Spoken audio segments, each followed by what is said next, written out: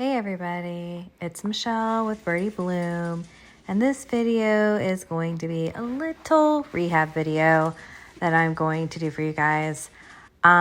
This is actually the bag that I had stripped, and I've already posted that video, but I've gotten a lot of questions from people personally, and I've seen questions posted on how you buff a bag. What does it mean to buff?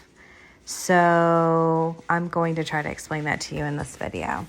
What you see here is I am actually applying conditioner to the bag, which is truly the first step, but it's also kind of a buffing step. Not every bag needs to necessarily be buffed with a horsehair brush, for example.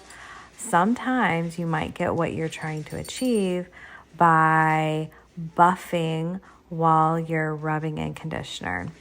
And in this case, I like to use reusable sources or things that I've recycled, and I actually use breast pads from when I nursed. They're obviously clean. I throw them in the washing machine often and bleach them, but I use these pads because I like the size. They have a little bit of absorbency to them as well, so they kind of can spread conditioner around really well, and I like them. So I use these to do that first layer of buffing, and I hope you can appreciate, I'm not just rubbing conditioner in, I'm kind of buffing, right, while I'm doing it. So that's the first step.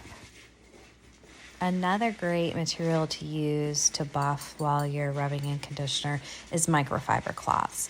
I also really like to use microfiber when I'm kind of cleaning a bag with conditioner because I think it traps dirt and debris a lot better than these pads that I use. So microfiber is another really great material to use to buff while you condition.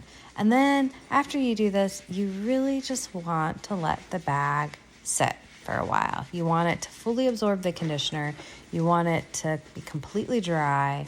And this, for me, I wait days to reassess.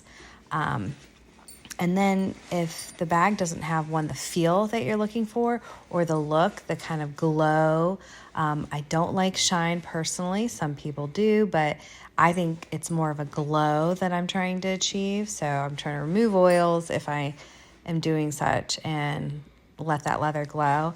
If it doesn't have that, then I move on to brushing with a horsehair brush.